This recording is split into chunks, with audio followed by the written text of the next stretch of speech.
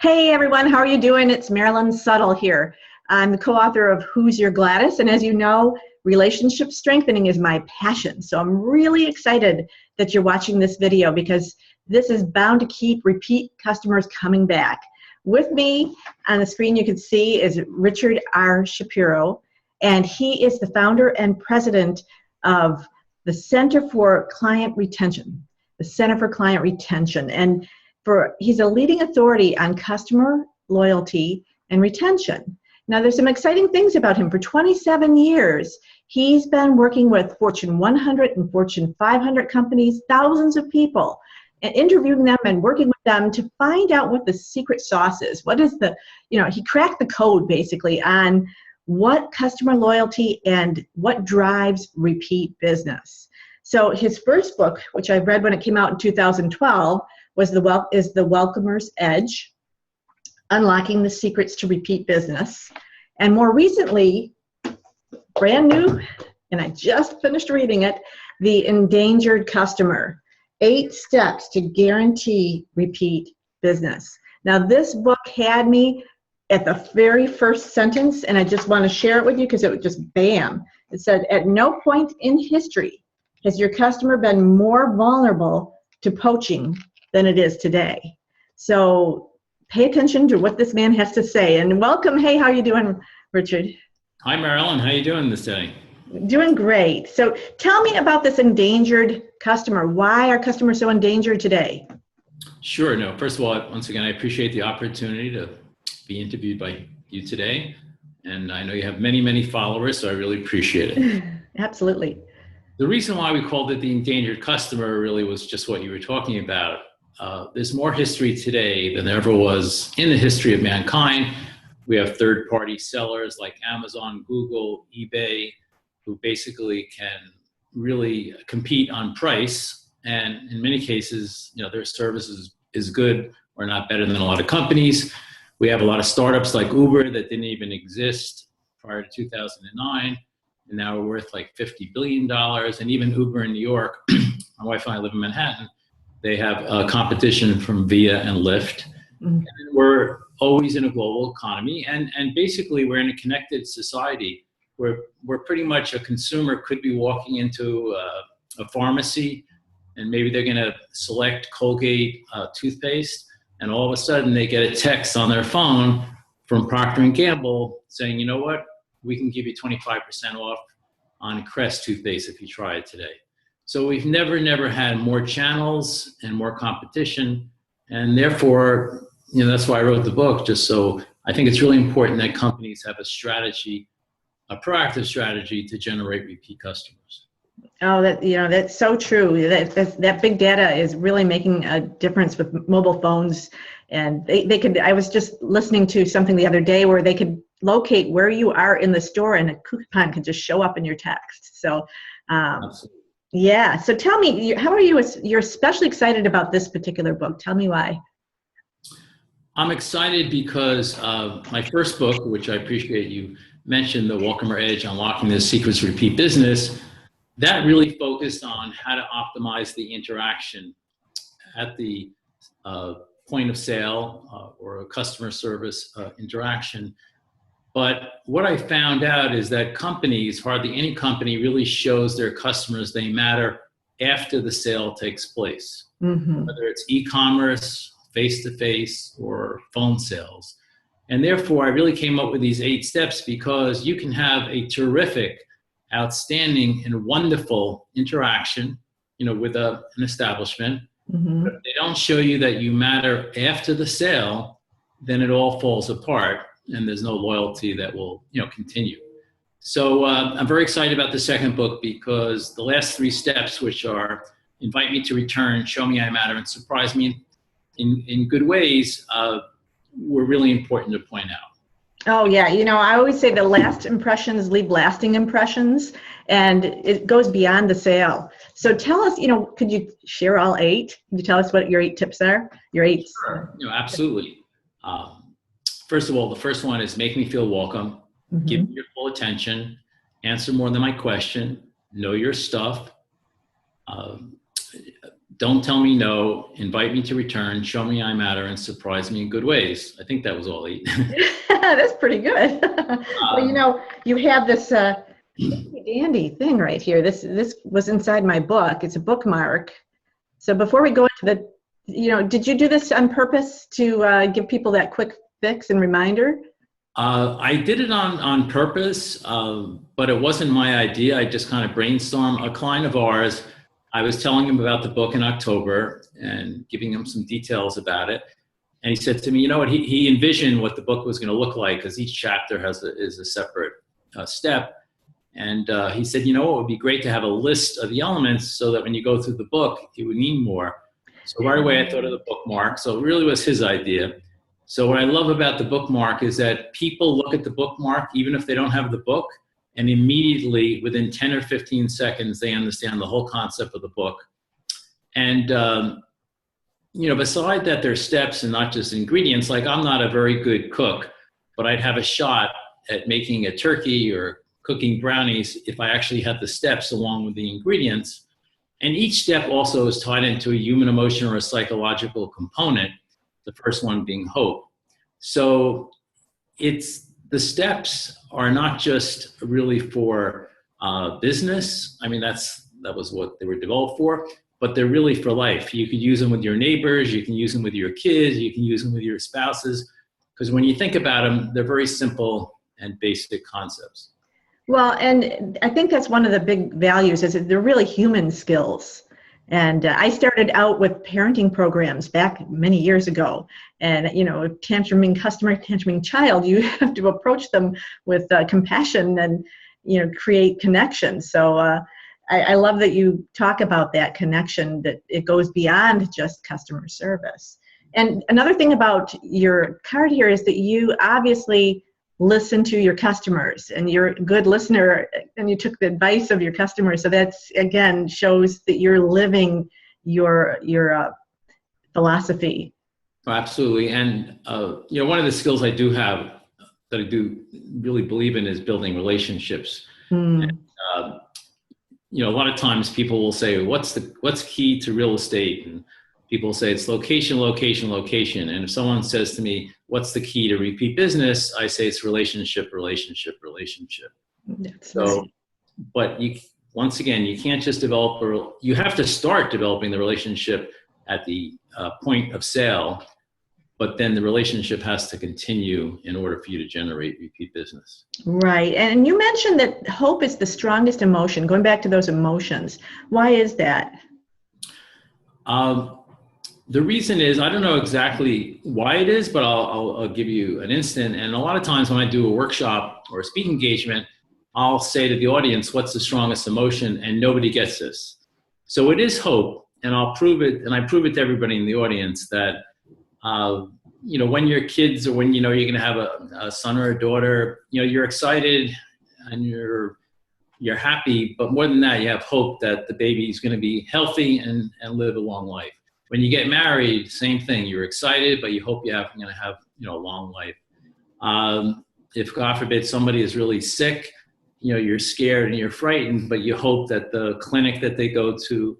And lastly, the real proof from a research standpoint is when the Chilean miners were trapped in the mine in 2010, it was 33 miners for 69 days. When they came out, they interviewed them and they said, what got you through? And they said it was hope. They had hope that their coworkers and their company and their countrymen could get them out. So hope is the strongest emotion. And the reason why I always start off with that is that even though these are very strong things that I just spoke about, everybody has hope when they go on a website, they call a contact center, or they go into a store. They could possibly be looking for a special Valentine's gift for their new girlfriend, or maybe their son just graduated college and they want to buy him a special watch.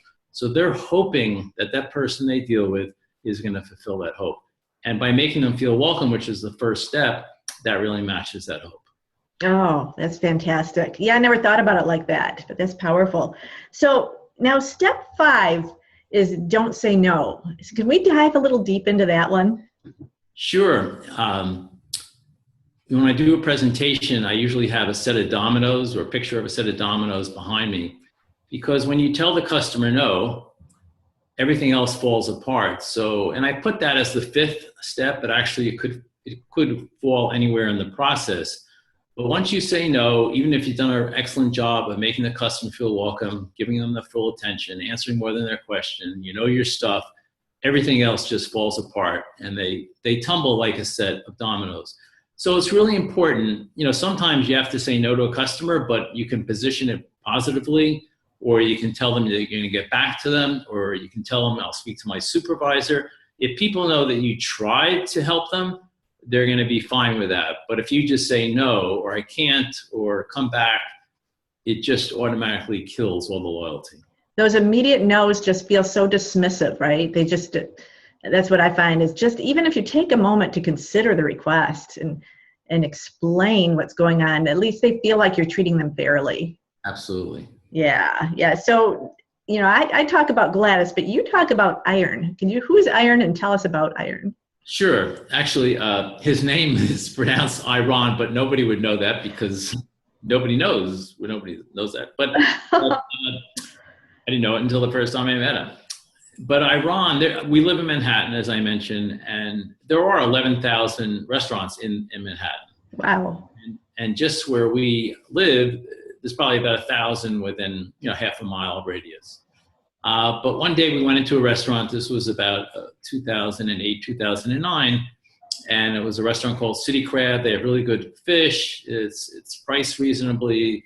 And Iran did a really, really good job of serving us and engaging us and getting to know us just in that quick serving the meal. But at the end, Iran said to us, basically, I do want to be your waiter for life.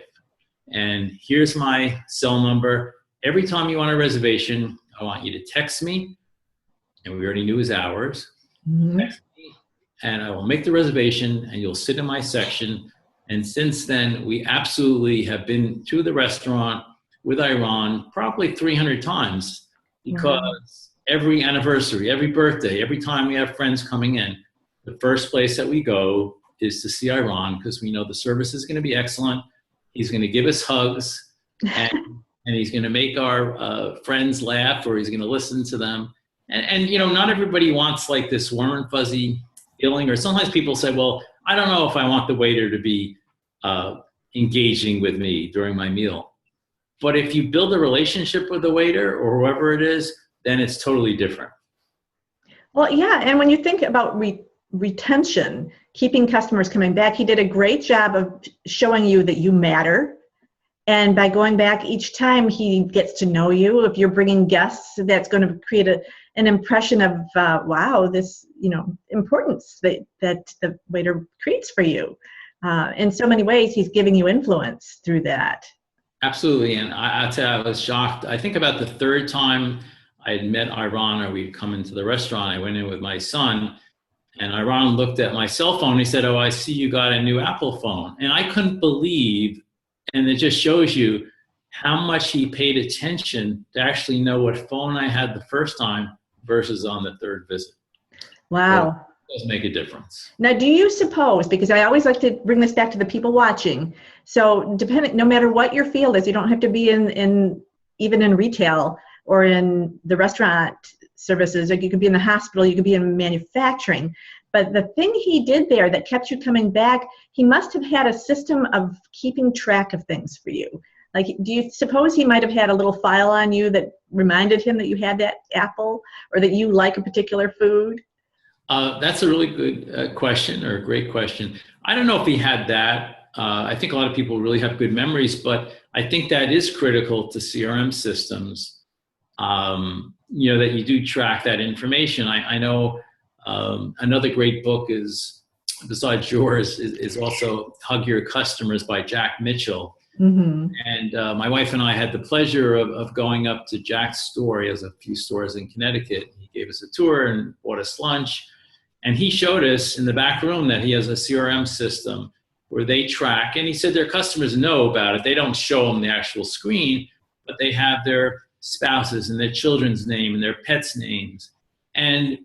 But somebody did tell me that they just walked in, and as soon as they walked in 5 feet, one of the salespeople right away knew who they were and who, you know, they were with.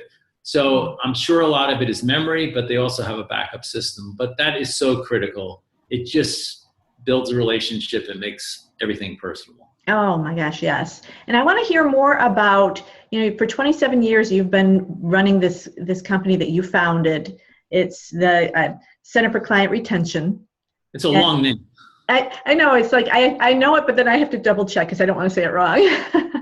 Some people call us the center. Some people, well, we go by TCFCR, but so. And you're really research-based. I mean, you've got such depth of research. Tell us about that. Sure. Well, for 27 years, I founded the company 27 years ago after being with Automatic Data Processing, one of the most successful service companies in the world. And at that time, I realized that ADP, which was the only company actually that had over 140 consecutive double-digit earning growth quarters, no other company achieved that record.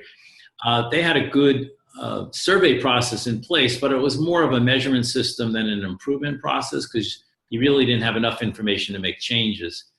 So, of course, that was before the internet. But anyway, I realized that companies needed qualitative and quantitative information about their customers, and their customers could be B2B customers, B2C customers, customers they want to get, customers they lost. So for the first 20 years, pretty much we did telephone interviews, in-depth telephone interviews with our clients, and now we do a mixture of internet and telephone. But the reason why I'm also excited about the book, it is based on 27 years of customer research, and we probably have interviewed over 100,000, consumers. So wow. We know what makes consumers loyal. So this is based on real live discussions that you've had with real people. Yes, absolutely. In the fields, yes. And so tell me, where can people get the book? I'll put a link below, but go ahead and tell us. Well, the book is available on Amazon, really probably for single copies or 2 copies. But in addition, there's another site that's been around it's a great business site for any company. It's 800 CEO Read. Right. And you can buy books, in bulk there, 5, 10, 20, 50 copies. I mean, in some cases, the book was just released February 1st, but many people have already started buying multiple copies for their team because it's a great book for management and it's an easy read that anybody can really enjoy it. And then right now it's just available on the hard copy, but probably within a week it'll be available on ePrint on Amazon as well. Oh, fantastic. And that really does, I would recommend if you're watching this, don't just get one book, get a book for everybody on your team, because when you do it together, there's so much more power, even in having a weekly discussion, 15 minutes at the start of a morning huddle where you talk about one chapter for the next 8 weeks. It can be very powerful, don't you think? Absolutely. That's a very good suggestion, Marilyn. All right. Well, thank you so much for being here today. And we'll be posting the link to the book below. And is there one last thing you want to say, but one more thing you'd really love people to know about your book and what you want it to do for them? I just hope that it's going to help your company or your business. And as you said, I do talk about a lot of retail examples, but it's good in any kind of environment. E-commerce, call center, face-to-face retail, and even for your personal, relationships as well. So I'm just hoping that it helps companies generate a higher percentage of repeat business, and I'll be very, very happy. Oh, well, see, there's that hope again. And where there's hope, there's success. So thank you so much, and I'll be talking to you soon. Yeah, thank you very much, Marilyn. Have a great day. You too.